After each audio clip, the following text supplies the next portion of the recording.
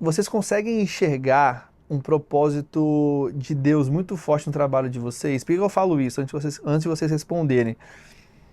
Quem tem filho, sei lá, de 9 a cada 10, fala que a maior bênção que poderia receber foi, de fato, ali o filho. Quando a gente vai ler as Escrituras, a gente vê que os filhos são a herança do Senhor e Deus manda lá em Gênesis para que a gente seja prolífero, que a gente multiplique a terra. Então, ter filhos passa também, de fato, por uma ordenança divina. Então, assim, e um dos motivos de muita gente talvez não querer ter filho, ou talvez ter um primeiro filho e não querer ter mais filhos, são essas, né, esses sacrifícios que têm que ser feitos e essas dificuldades que acabam muitas vezes levando tanto mais a esposa, mas também o marido, quase que no limite ali. Então, vocês conseguem enxergar esse propósito de Deus realmente no projeto de vocês, no trabalho de vocês, de ser esse instrumento de ajudar para que isso não aconteça e ali o casal, cara, olha e fala, pô, vamos ter mais porque a gente ama, né, ama os nossos filhos, a gente quer ter mais e sabe que não vai ter que passar por essas dores de cabeça e esses sufocos que muita gente já passou.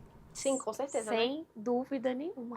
Eu falo muito isso nas aulas, quando a gente tem turmas abertas de consultoria em grupo, eu falo muito isso. Eu falo, gente, olha só, eu sou a mãe que é a favor de que vocês tenham muitos filhos. Aí elas sempre falam, mas calma, o tanto que vocês quiserem. Eu falo, muitos filhos. Porque é exatamente isso. Tipo, filho, cara, é maravilhoso. Tem perrengue? Tem perrengue, mas, cara, na vida tudo tem perrengue. E se você tem um filho, é o mesmo perrengue de você ter 2, 3. O que não é, o perrengue que é diferente é o bolso, né? Mas aí Deus providencia. É isso. É isso que a gente pensa. Não, e assim, isso é tão latente na gente, que quando a gente começou assim, a gente começou com a cara e com a coragem, né?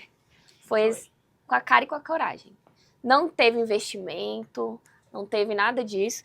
E a gente tinha um propósito. Nosso propósito, por quê? Porque nós vimos famílias acabando. Não era assim longe, era perto. Porque não dormiam. E a gente tem que fazer isso daqui em prol, né, das famílias.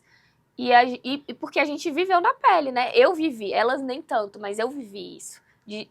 Assim, o casamento ficar em xeque mesmo por conta do cansaço. Então, muita gente tem esse pensamento assim, ter filho é uma bênção. Eu amo ser mãe, mas eu odeio a maternidade. Mas nós somos Isso totalmente contra isso.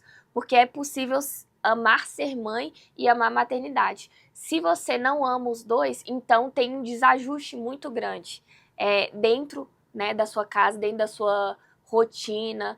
Então a gente é muito contra isso. E eu não digo só por conta...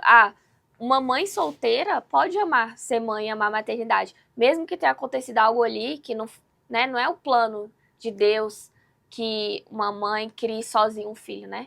Sem um pai. Mas é possível. Se você tiver as coisas mais alinhadas dentro da sua realidade, amar as duas coisas. Então, dentro da nossa consultoria, inclusive, não foi uma vez, né? Foram algumas de pais que não queriam o segundo filho. Que nos preocupam. Porque geralmente quando eles chegam pra gente, eles estão no limite do limite.